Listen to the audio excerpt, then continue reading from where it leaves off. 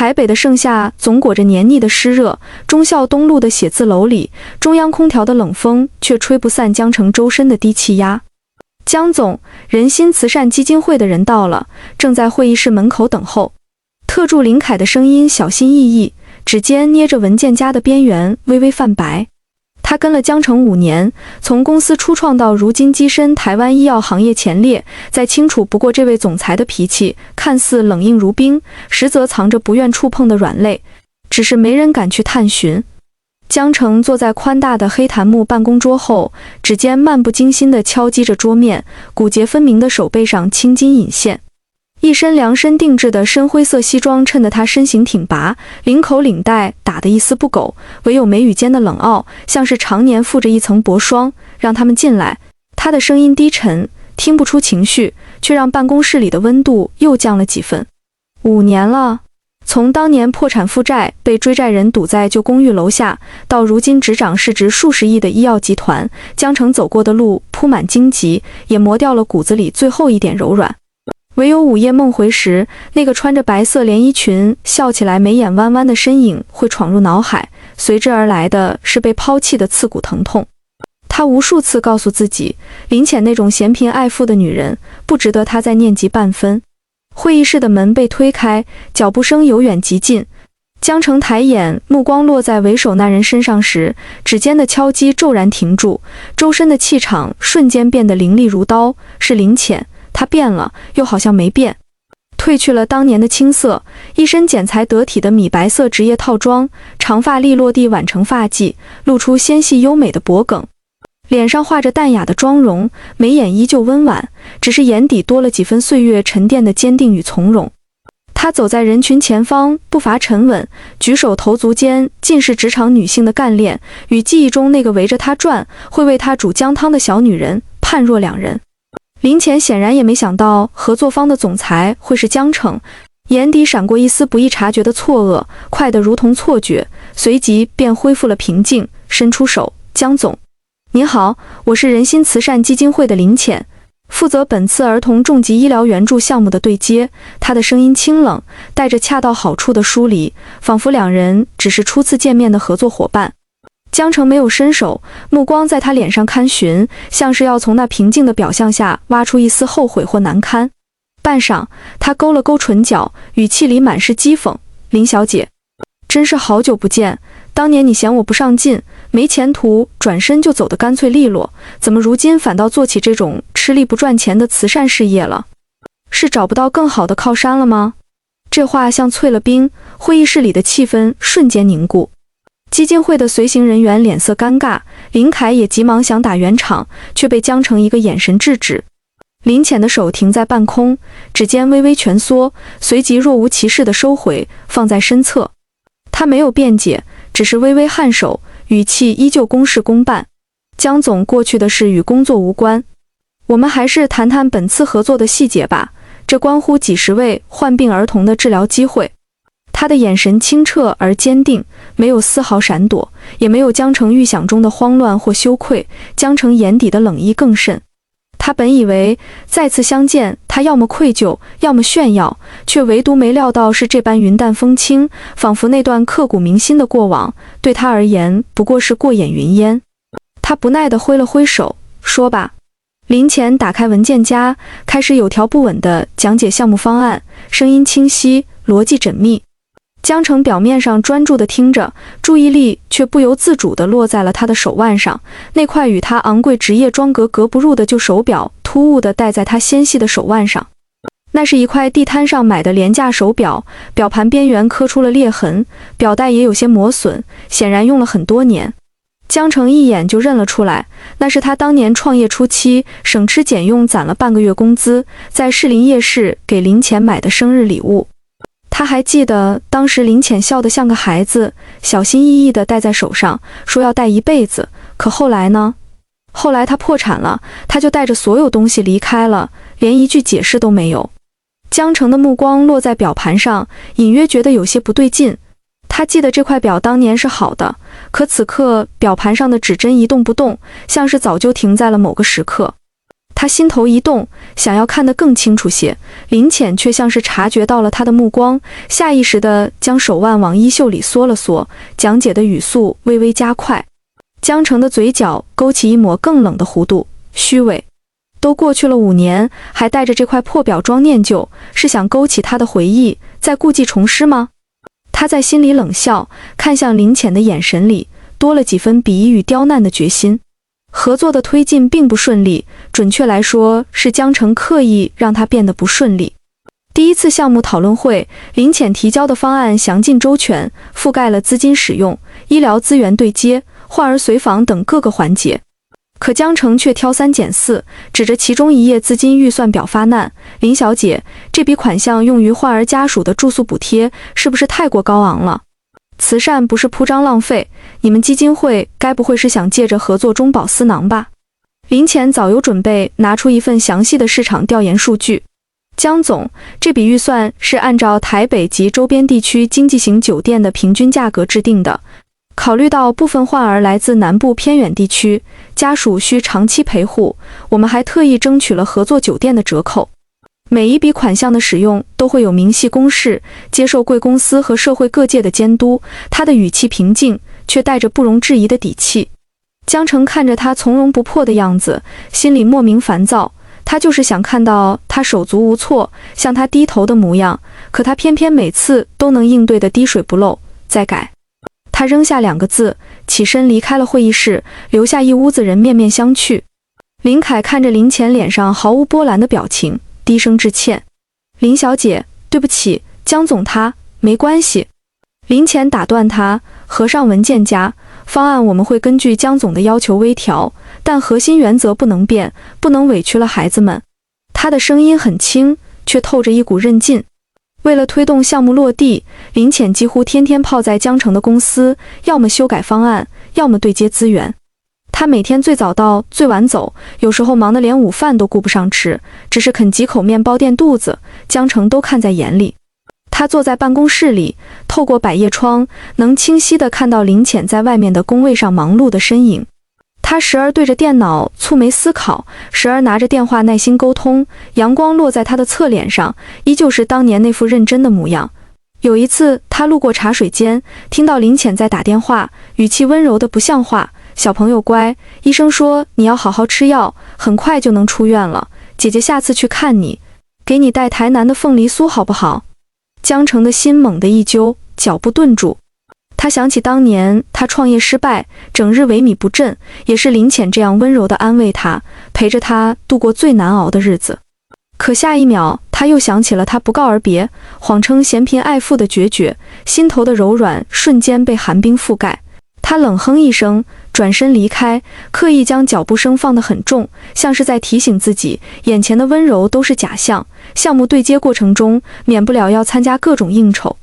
一次与医院及合作方的饭局上，对方的负责人频频向江澄敬酒，语气带着奉承：“江总敬您一杯，祝您生意兴隆，也祝我们这次合作圆满成功。”江澄胃不好，平日里很少喝酒，可架不住对方再三劝酒。正当他犹豫之际，一只纤细的手突然伸了过来，端起他面前的酒杯：“王总，不好意思，江总身体不适，不能饮酒，这杯我替他喝。”是林浅。他拿起酒杯，仰头一饮而尽，动作干脆利落，没有丝毫扭捏。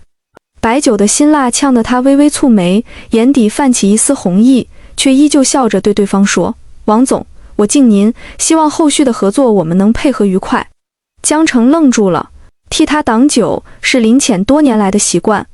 以前他创业初期参加应酬，总会被人灌酒，每次都是林浅挺身而出，哪怕自己酒量不好，也会硬撑着替他挡下。那时候他总心疼地说：“以后别替我喝了，伤身体。”他却笑着说：“我没事，你胃不好，不能喝。”熟悉的动作，熟悉的语气，让江澄心头一颤，仿佛又回到了当年那段虽清贫却温暖的日子。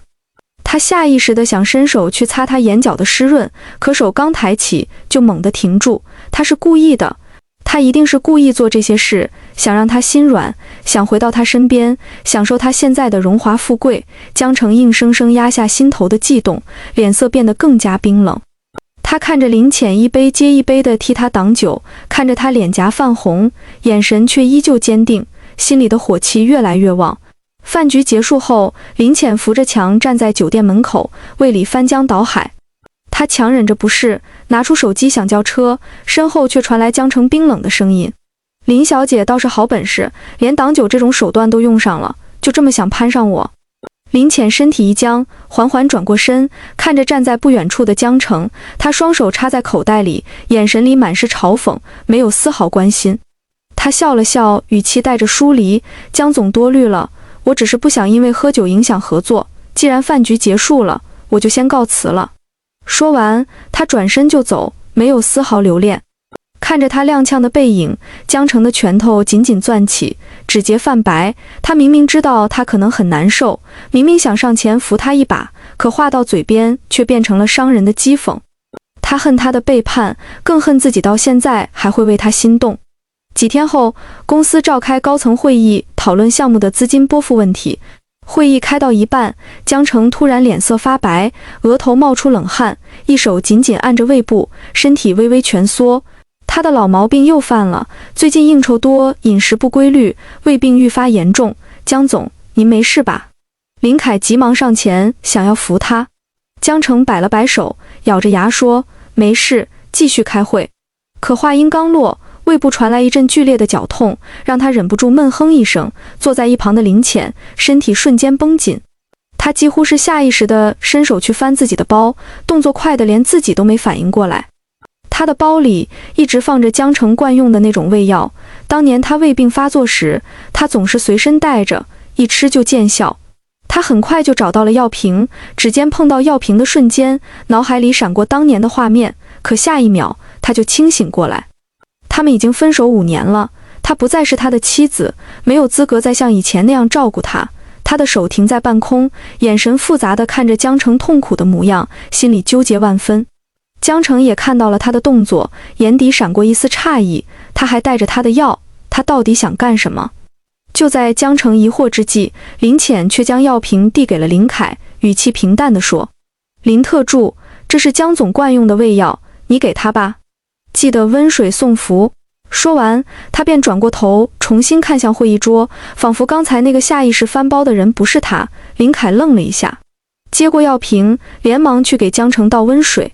江澄看着林浅的侧脸，他的表情依旧平静，仿佛刚才的一切都只是巧合。可他心里却泛起了一丝涟漪，一个模糊的念头在他脑海中浮现。或许当年的事情并不是他想的那样，可这个念头刚冒出来，就被他强行压了下去。他告诉自己，一定是他想多了，林浅不过是想故技重施，让他对他产生好感。他接过林凯递来的药，服下后，胃部的疼痛渐渐缓解，可心里的疑惑与烦躁却越来越深。历经2个多月的磨合与推进，儿童重疾医疗援助项目终于顺利落地。首批受助的20名患儿都成功接入了优质的医疗资源，开始接受治疗。为了庆祝项目圆满成功，人心慈善基金会在台北一家知名酒店举办了庆功宴，邀请了江澄的公司、合作医院及社会各界的爱心人士。庆功宴上灯火璀璨，衣香鬓影，江澄穿着一身黑色西装，周旋于宾客之间，举止优雅，谈吐得体，俨然是全场的焦点。他的目光却不由自主地在人群中搜寻着林浅的身影。林浅穿着一身淡蓝色的礼服，比平日里的职业装多了几分温婉动人。他正陪着几位爱心人士说话，脸上带着得体的微笑，耐心地解答着他们关于项目的疑问。手腕上的那块旧手表依旧清晰可见，与精致的礼服形成了强烈的反差。江澄看着他，心里五味杂陈。这2个多月来，他一次次刁难，一次次试探，他却始终坚守着初心，只为了那些患病的孩子。他越来越觉得，当年的嫌贫爱富，似乎与眼前这个为了慈善事业鞠躬尽瘁的女人格格不入。江总久仰大名，一个苍老而温和的声音在身后响起。江澄转过身，看到一位头发花白、精神可爱的老人正微笑着看着他。旁边的林凯低声提醒江总，这是人心慈善基金会的老理事长张老先生。张理事长您好。江澄伸出手与老人握手，语气恭敬了几分。张老先生在台湾慈善界声望极高，一生都在致力于公益事业，江澄对他颇为敬重。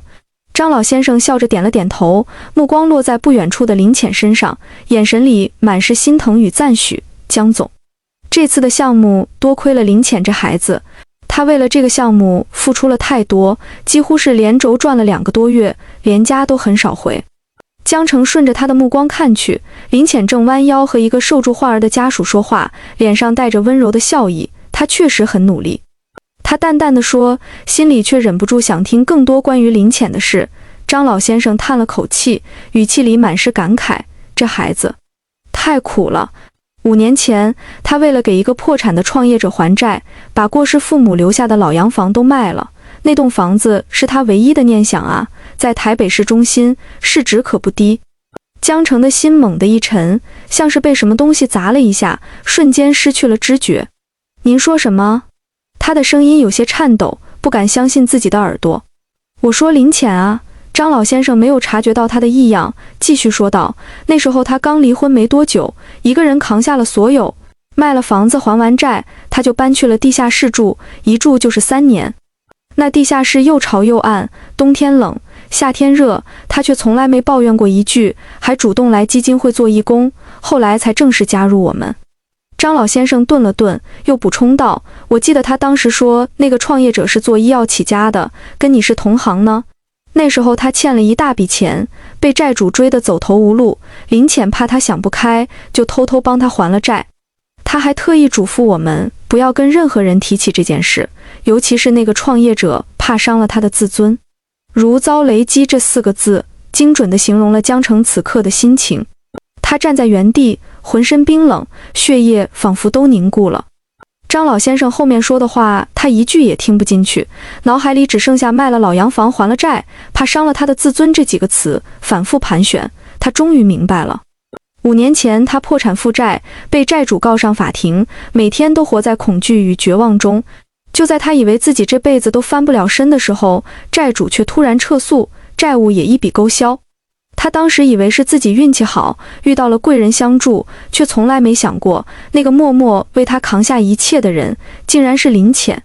他还记得，当时林浅找到他，脸上带着他从未见过的冷漠，说：江澄，我们离婚吧。我嫌你穷，嫌你不上进，我不想跟着你受苦。他当时气得浑身发抖，觉得他绝情又势利，想都没想就签了离婚协议。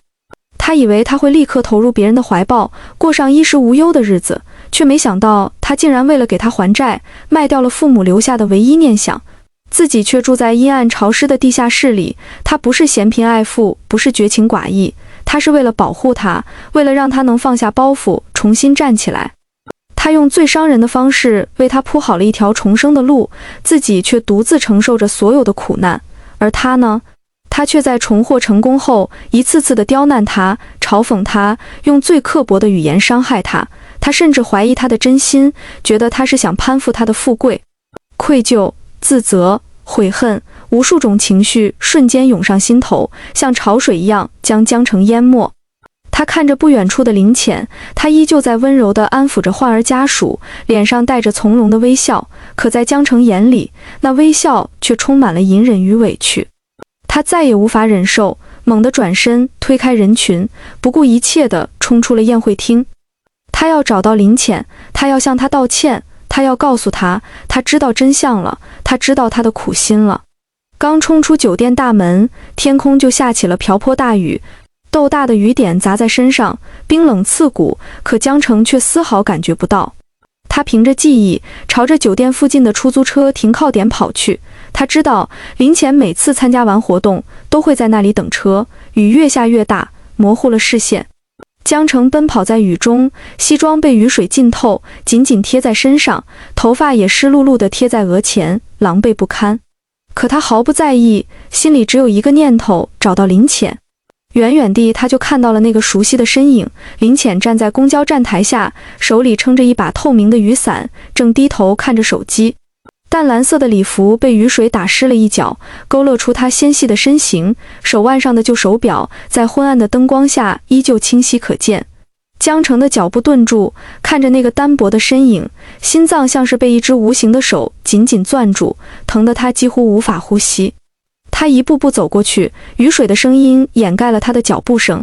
林浅察觉到动静，抬起头，看到浑身湿透的江城站在自己面前，不由得愣住了。江总，你怎么……他的话还没说完，江城就猛地伸出手，一把抓住了他的手腕。他的手滚烫，与冰冷的雨水形成了强烈的反差，也与他手腕上冰凉的手表形成了对比。这块表为什么还戴着？江城的声音沙哑，带着压抑不住的情绪，红着眼眶看着他，眼神里满是痛苦与愧疚。林浅被他突如其来的举动吓了一跳，下意识地想抽回手，语气带着几分慌乱：坏了，懒得换而已。他不敢看他的眼睛，怕自己伪装了5年的平静，在他面前彻底崩塌。懒得换。江城的声音提高了几分，握着他手腕的力道又加重了几分。林浅，你骗得我好苦。他的眼眶越来越红，泪水混合着雨水从脸颊滑落。你以为我真的不知道吗？张理事长都告诉我了，5年前是你卖了房子给我还债，是你为了保护我才谎称嫌贫爱富离开我。林浅的身体猛地一震，浑身僵硬。他抬起头，难以置信地看着江城：你都知道了，我都知道了。江城的声音带着哽咽：我知道你为了我住了3年地下室，我知道你为了我放弃了父母留下的念想，我知道你这些年过得有多苦。而我呢，我却一次次地刁难你，伤害你，我就是个混蛋。他紧紧地握着他的手腕，仿佛一松手，他就会再次消失。他的目光落在那块旧手表上，表盘上的裂痕在灯光下格外明显，指针依旧停在那个熟悉的时刻。5年前，他们签下离婚协议的那个下午，3点14分，为什么不告诉我真相？江城的声音低沉而痛苦：你知道我这5年有多恨你吗？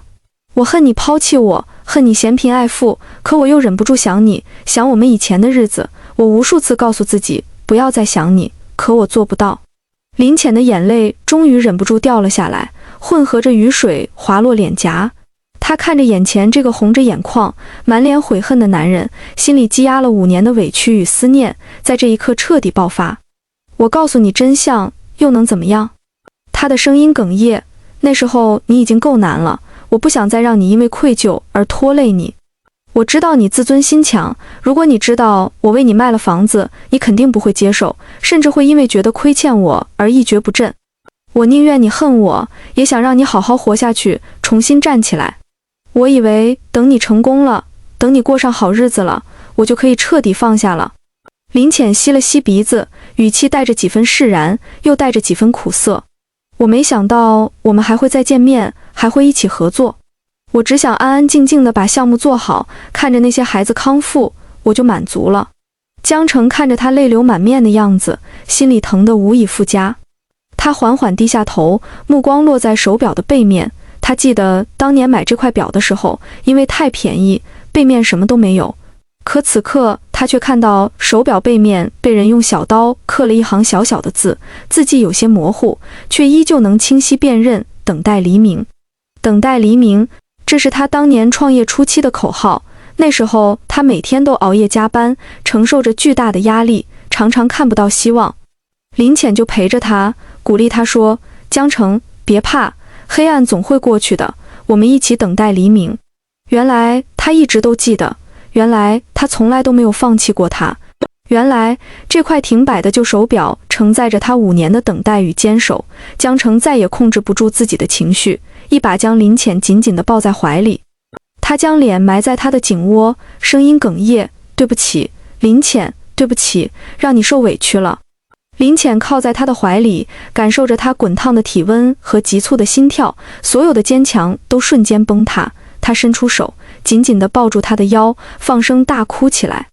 5年的隐忍，5年的委屈，5年的思念，都在这一刻随着泪水尽情释放。大雨依旧在下，可两人的心里却都燃起了一团温暖的火焰。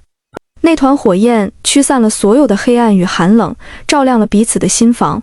庆功宴后的那场大雨，像是洗去了两人之间所有的误会与隔阂。但江澄并没有急于提出复婚，他知道5年的伤害不是一句对不起就能弥补的。他想重新追求林浅，用行动证明自己的真心，一点点捂热他的心。他开始学着放下身段，笨拙地对林浅好。以前他总是习惯了发号施令，从来不会顾及别人的感受。现在他会提前打听好林浅的喜好，每天早上给他送去他爱吃的早餐。台南的凤梨酥，热乎的豆浆油条，都是他以前喜欢的味道。林浅刚开始有些不适应，想拒绝，可江澄却固执地说，这不是作为总裁的关心，只是作为一个想弥补过错的人，一点点心意。你可以不接受，但我会一直送。看着他眼底的坚定，林浅终究还是收下了。他不再像以前那样冷傲孤僻，会主动陪林浅去医院看望受助的患儿，他会笨拙地陪着孩子们玩耍，给他们讲故事，给他们买玩具。看着他温柔地对待孩子们的样子，林浅的心里渐渐泛起了涟漪。他还会记得林浅的各种小习惯，知道他胃不好会提醒他按时吃饭，知道他怕黑会在他加班晚归时开车送他回家，知道他喜欢安静会陪他去阳明山看风景，去诚品书店看书。有一次，林浅因为项目上的事心情不好，一个人坐在基金会的办公室里发呆。江澄得知后立刻赶了过去。他没有多说什么，只是默默地坐在他身边，递给他一杯热奶茶。没关系，有我在。他的声音温柔，带着让人安心的力量。林浅看着他，眼眶微微泛红。他知道江澄是真的在改变，是真的想弥补他。5年的恨意在日复一日的温柔陪伴中渐渐消散，取而代之的是久违的心动与温暖。这天下午，林浅下班走出基金会大楼，远远的就看到一辆熟悉的车停在路边。那是一辆老旧的吉普车，车身有些磨损，颜色也不再鲜亮，正是当年江澄创业初期用攒了很久的钱买的二手车。他记得当年这辆车载着他们走过了无数个日子，他们会开着这辆车去海边看日出，去郊外露营，去夜市吃小吃。那时候虽然清贫，却充满了快乐。后来江澄成功了，买了豪车，这辆吉普车就被丢在了车库里，再也没有开过。车门打开，江澄从车里走了出来。他没有穿平日里的西装，而是穿着一件简单的白色 T 恤和牛仔裤，显得格外清爽。他走到林浅面前，有些不好意思地挠了挠头，我把豪车卖了，把这辆车修好了。我记得你以前最喜欢坐这辆车了。林浅看着眼前的吉普车，又看了看江澄，眼泪忍不住掉了下来。他知道江澄是在用自己的方式向他证明，他愿意回到过去，愿意陪着他重新开始。江澄伸出手，小心翼翼地擦去他脸上的泪水，语气温柔而坚定。林浅，我知道我以前伤害了你，我不敢奢求你立刻原谅我，更不敢奢求你马上和我复婚。我只是想告诉你，这一次我不会再放开你的手了，我会用一辈子的时间来弥补我的过错，来守护你。他打开车门，做出一个邀请的手势，要不要我们去兜兜风，就像以前一样？林浅看着他眼底的真诚与期待，笑着点了点头。他伸出手，握住了江澄的手，他的手很暖，紧紧地握着他的手，像是要把他揉进自己的骨血里。吉普车缓缓驶在路上，窗外的风景渐渐向后倒退，阳光透过车窗洒在两人身上，温暖而明亮。林浅靠在江澄的肩膀上，手腕上的旧手表在阳光的照耀下，表盘上的裂痕仿佛都变得温柔起来。虽然指针依旧停在5年前的那个时刻，但他们的人生却在这一刻重新开始。旁白缓缓响起，带着温柔的期许，真正的爱不是同甘，而是你在我也在的共苦。那些藏在裂痕里的温柔与坚守，终将驱散所有黑暗。这一次换我来守护你的微光，直到黎明破晓，直到岁月尽头。吉普车一路向前，驶向远方，载着2个久别重逢的人，驶向属于他们的崭新的未来。